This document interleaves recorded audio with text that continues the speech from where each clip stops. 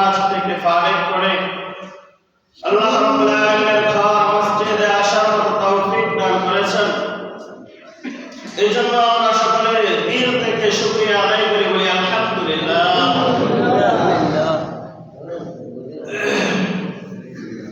আলহামদুলিল্লাহ।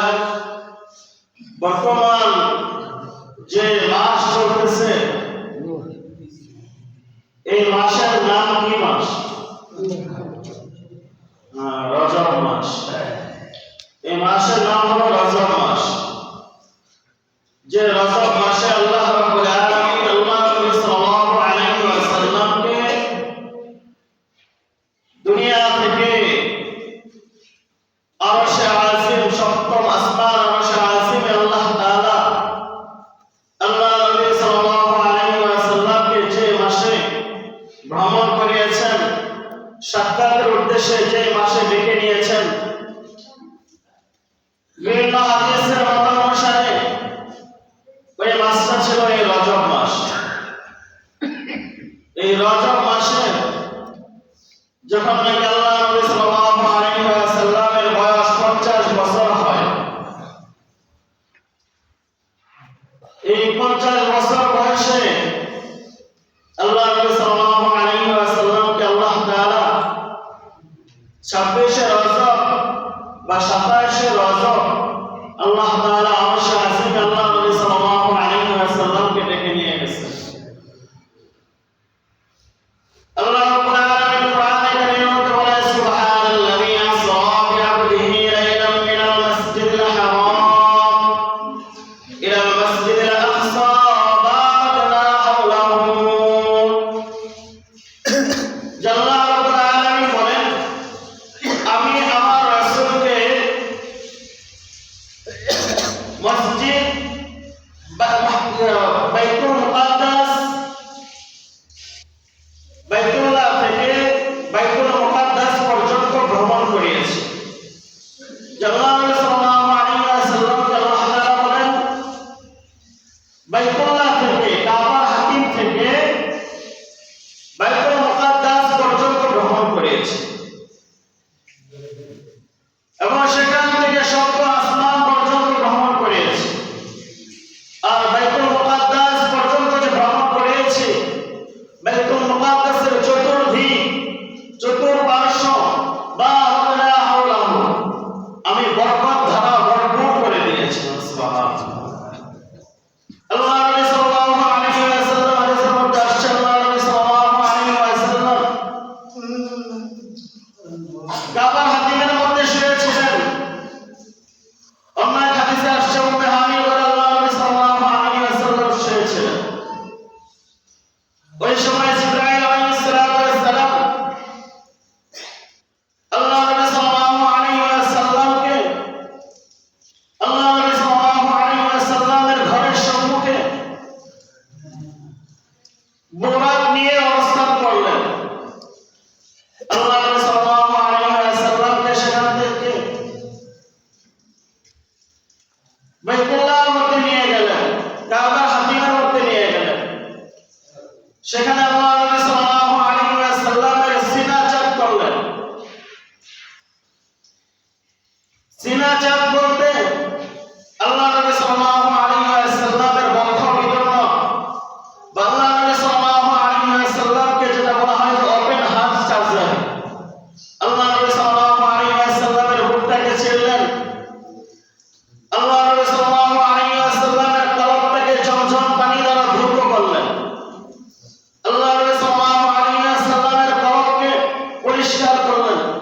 যদি আল্লাহ নবী সাল্লাল্লাহু আলাইহি ওয়াসাল্লামের কলবের মধ্যে কোনো দাগ ছিল না। আল্লাহ নবী সাল্লাল্লাহু আলাইহি ওয়াসাল্লামের কলব কোনো অন্ধকার কলব ছিল না। আল্লাহ নবী সাল্লাল্লাহু আলাইহি ওয়াসাল্লামের কলবের মধ্যে কোনো গুনাহ ছিল না। তারপরে হযরত জিবরাইল আলাইহিস সালাম আল্লাহ নবী সাল্লাল্লাহু আলাইহি ওয়াসাল্লামের কলবটাকে ধৌত করলেন।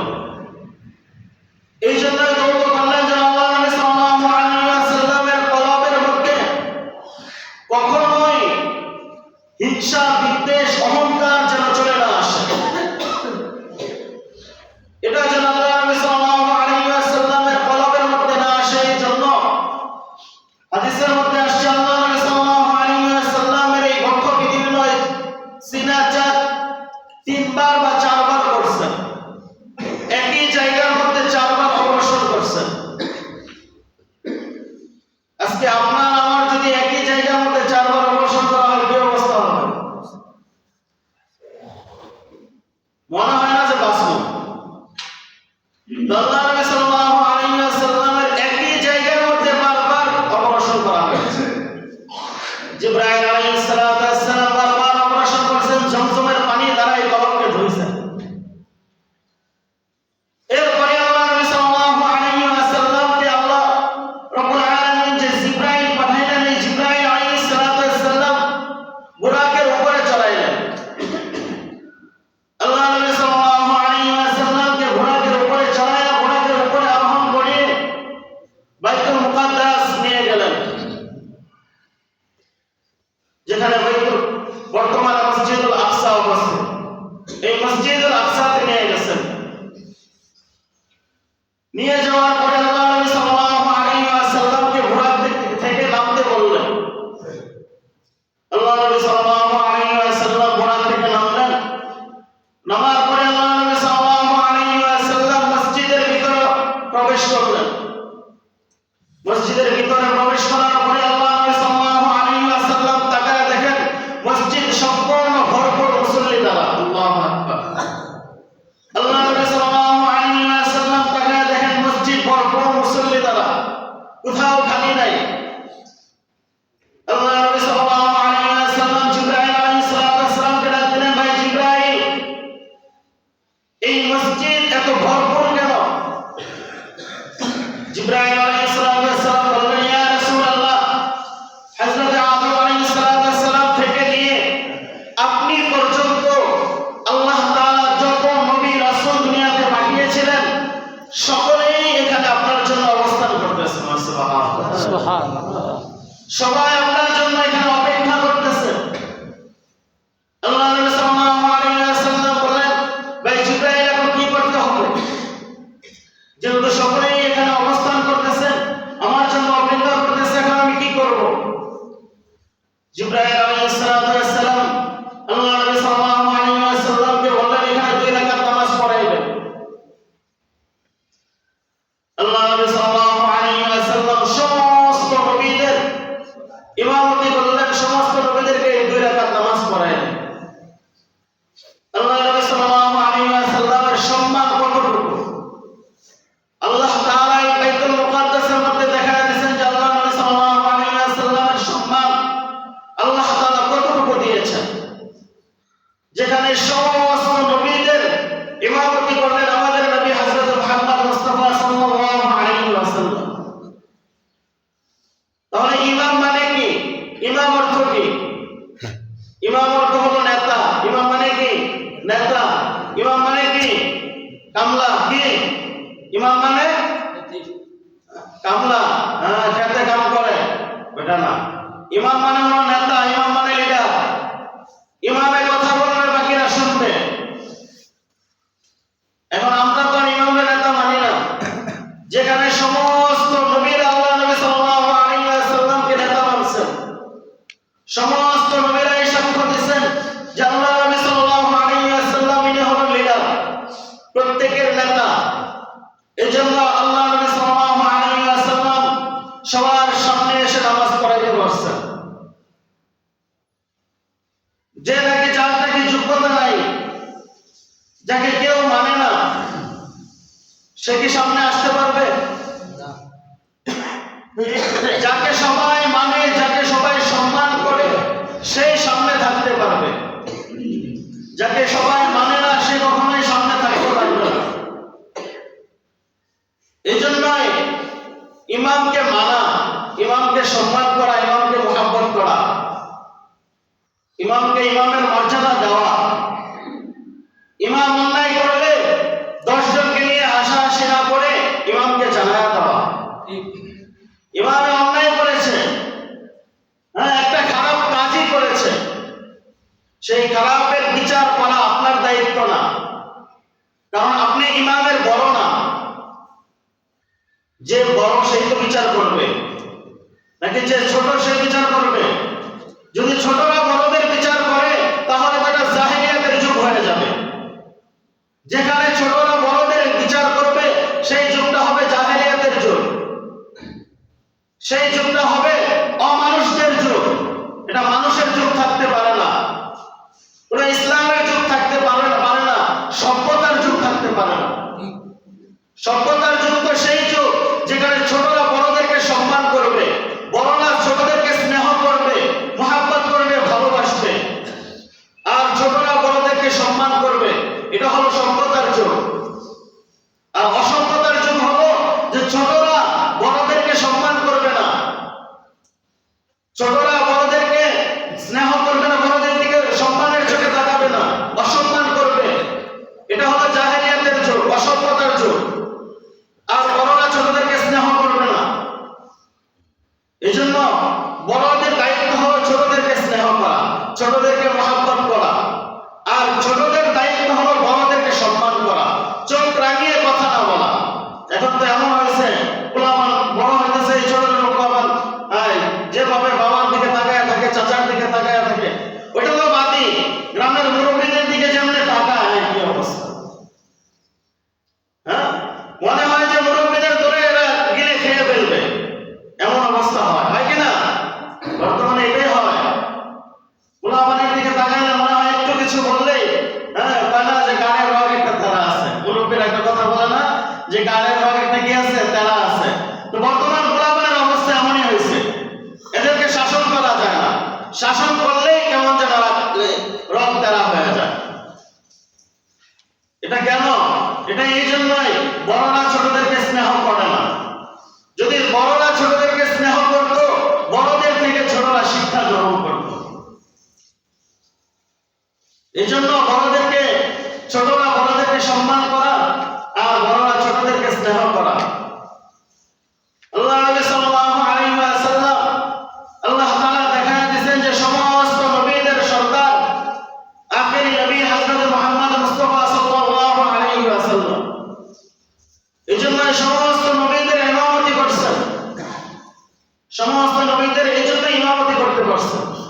আল্লাহ নবী সাল্লাল্লাহু আলাইহি ওয়াসাল্লাম ইমামতি করার পরে, নামাজ পড়ার পরে আল্লাহ রাব্বুল আলামিন এই যে নামাজ পড়াইছেন, এই জন্যই বলা হয় মুমিনের জন্য, গরীবের জন্য নামাজ হলো মেরাজ। সুবহানাল্লাহ। নামাজ কি? নামাজ হলো মেরাজ। এটা মুমিন, মুসলমান, গরীবের জন্য নামাজ হলো মেরাজ। এজন্য নামাজ তো সবারই পড়া চাই নাকি? নামাজ সবারই পড়তে হবে। আল্লাহ নবী সাল্লাল্লাহু আলাইহি ওয়াসাল্লামকে আল্লাহ তাআলা আবার আল্লাহ জিবরাইল আলাইহিস সালাম বুরাকের উপরে আরোহণ করে সপ্ত আসমান পর্যন্ত নিয়ে গেছেন। মাঝখানে অনেক ঘটনা ঘটছে, এটা অন্য সময় ইনশাআল্লাহ আলোচনা করার চেষ্টা করব। আল্লাহ নবী সাল্লাল্লাহু আলাইহি ওয়াসাল্লামকে সপ্ত আসমানে নিয়ে গেছেন। যখন নাকি সপ্ত আসমানে নিয়ে গেছেন, সপ্ত আসমানে যাওয়ার পরে জিবরাইল আলাইহিস সালাম আল্লাহ নবী সাল্লাল্লাহু আলাইহি ওয়াসাল্লামের সঙ্গ ছেড়ে দিয়েছেন। আল্লাহ নবী সাল্লাল্লাহু আলাইহি ওয়াসাল্লাম বলেন, জিবরাইল সাথে চলো।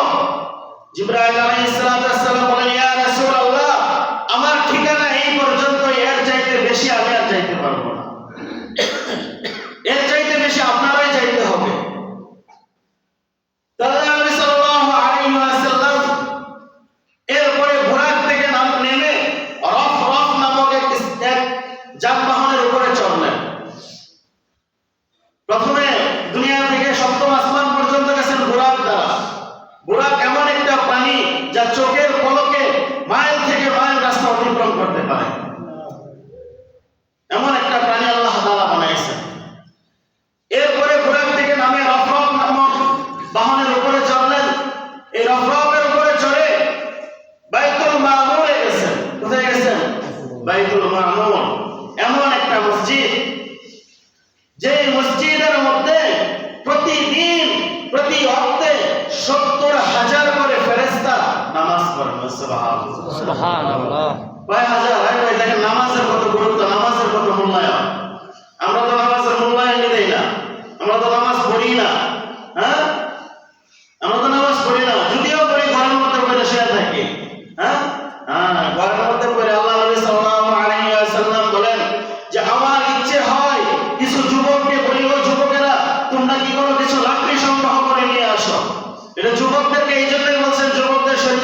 শক্তি থাকে, যুবক অবস্থায় যে শক্তি বৃদ্ধ অবস্থায় শক্তি থাকে, যুবক অবস্থায় যে শক্তি শিশু অবস্থায় কি শক্তি থাকে, এই শক্তিটা থাকে না।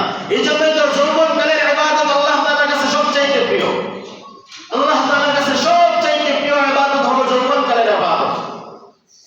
আল্লাহ নবী সাল্লাল্লাহু আলাইহি ওয়াসাল্লাম বলেন যে আমি কিছু যুবককে বলি যে কিছু কাঠ সংগ্রহ করে নিয়ে আসো, আর এই কাঠগুলোর মধ্যে আগুন দিয়া ওই সমস্ত বাড়িগুলোকে জ্বালায়া দাও যে বাড়িগুলোতে পুরুষ নামাজ পড়ে। পুরুষ কি করে? যে বাড়িতে নামাজ পড়ে ওই বাড়িটাকে ওই ঘরটাকে জ্বালায়া দাও। কিন্তু আমি এই জন্য জ্বালাইতে বলি না, কারণ ওই ঘরের মধ্যে ছোট ছোট শিশু বাচ্চা থাকে, নারীরা থাকে, মহিলা থাকে। কারণ মহিলাদেরকে আল্লাহ নবী সাল্লাল্লাহু আলাইহি ওয়াসাল্লাম পর্দা করতে বলেছেন। যদি এখন ঘর জ্বালায়া দেয় তাহলে পর্দা হবে? এজন্য আল্লাহ নবী সাল্লাল্লাহু আলাইহি ওয়াসাল্লাম বলেন যে শুধু মহিলা আর শিশু বাচ্চাদের জন্য ওই সমস্ত পুরুষরা বেঁচে গেল যারা ঘরের মধ্যে নামাজ পড়ে। কিন্তু দুনিয়াতে তো বাঁচবে, আখিরাতে আর বাঁচতে পারবে না। এই জন্য ভাই জামাতের সাথে মসজিদে এসে নামাজ আদায় করা, জামাতের সাথে নামাজ আদায় করা। 70,000 ফেরেশতা বাইতুল মামুর মসজিদে এসে নামাজ আদায় করে প্রতিদিন, প্রতি ওয়াক্তে। এরা কি জামাত ছাড়া নামাজ আদায় করে? যদি জামাত ছাড়াই হতো তাহলে একটা যাইতো একটাই, একটা যাইতো একটাই, নাকি 10 জন যাইতো, এক সাইডে 10 জন করে যাইতো, আর এক সাইডে 10 জন এসে করে যাইতো। 3 জন হইলে তো জামাত হয়ে যায়। তো একজন একজন আইতো আর যাইতো, জামাত আর হইতো না। তো 70,000 করে ফেরেশতা যে আসে, দেখেন আল্লাহ তাআলার 70,000 ফেরেশতা কেমন 70,000, যে নাকি একবার এই মসজিদুল মামুরের মধ্যে এসে নামাজ পড়েছে, একবার সাজদা দিয়েছে, এই ফেরেশতা কিয়ামতের আগ পর্যন্ত দ্বিতীয়বার আর এই সাজদা দিবে না। সুবহানাল্লাহ। এই যে আল্লাহ তাআলা সৃষ্টি করছেন, এই সৃষ্টির পর থেকে 70,000 করে যে সাজদা দিতেছেন, এরা কিয়ামত পর্যন্ত 70,000 যাবে, 70,000 আসবে। কিন্তু এই প্রথম যে 70,000 আসলো, কিয়ামত পর্যন্ত দ্বিতীয়বার আর সে সুযোগ পাবে না সাজদা দেওয়া। এত ফেরেশতা আল্লাহ তাআলা সৃষ্টি করেছেন। এই সমস্ত ফেরেশতা এই নামাজের দিকেই গুরুত্ব দিয়েছে। মসজিদে আসছেন নামাজ পড়তে, তাহলে আমাদেরও গুরুত্ব দেওয়া চাই। আল্লাহ নবী সাল্লাল্লাহু আলাইহি ওয়াসাল্লামকে সেখান থেকে আল্লাহ রাব্বুল আলামিন আল্লাহ তাআলার সান্নিধ্যে নিয়ে গেছেন, সাক্ষাতের জন্য নিয়ে গেছেন। আরশে আসিমে আল্লাহ তাআলা নিয়ে গেছেন। হাদিসের মধ্যে আসছে সামনে একটা শুধু সাধারণ একটা পর্দা ছিল, সাধারণ একটা পর্দা ছিল।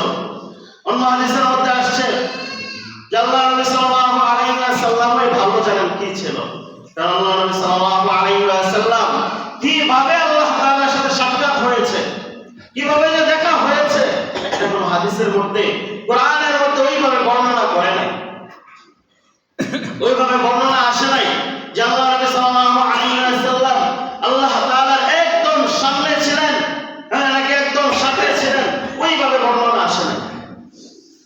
তবে বিভিন্ন মত আসছে, তো মতের দিকে না তাকায় এটাই বলা যে আল্লাহ তাআলা এবং আল্লাহ রাসূল সাল্লাল্লাহু আলাইহি ওয়াসাল্লাম মা'লুম, মানে তিনারাই জানেন কিভাবে সাক্ষাৎ হয়েছে। আম্মা জান আয়েশা সিদ্দিকা রাদিয়াল্লাহু তাআলা আনহা জিজ্ঞাসা করছেন, ইয়া রাসূলুল্লাহ, যখন নাকি সাক্ষাৎ হয়েছিল আপনি তখন কোথায় ছিলেন, সামনে ছিলেন না পাশে ছিলেন? আল্লাহ নবী সাল্লাল্লাহু আলাইহি ওয়াসাল্লাম মুস্কি হাসছেন, উত্তর দেন। কারণ এটা আশিক আর মাশায়েখের মিলন, মাহবুবের মিলন, বন্ধুত্বের মিলন। তো বন্ধুদের মধ্যে গোপনে যেটা হয় এটাকে আর সবার সামনে প্রকাশ পায়? যদি প্রকাশে পায় তাহলে বন্ধুত্বের মিলনটা কিভাবে আর হইল? এজন্য আল্লাহ নবী সাল্লাল্লাহু আলাইহি ওয়াসাল্লাম আল্লাহ তাআলা আরশে আজিমে নিয়ে গেছেন। সেখান থেকে আল্লাহ নবী সাল্লাল্লাহু আলাইহি ওয়াসাল্লাম মুমিনের জন্য এই নামাজকে নিয়ে আসছেন। সালাম, শান্তি, এই সালামের ফজিলত নিয়ে আসছেন, নামাজের ফজিলত নিয়ে আসছেন, জান্নাত দেখে আসছেন, জাহান্নাম দেখে আসছেন, জাহান্নামের শাস্তি দেখে আসছেন। ইনশাআল্লাহ আমি আলোচনা করার চেষ্টা করব। আল্লাহ তাআলা যে কথাগুলো বললাম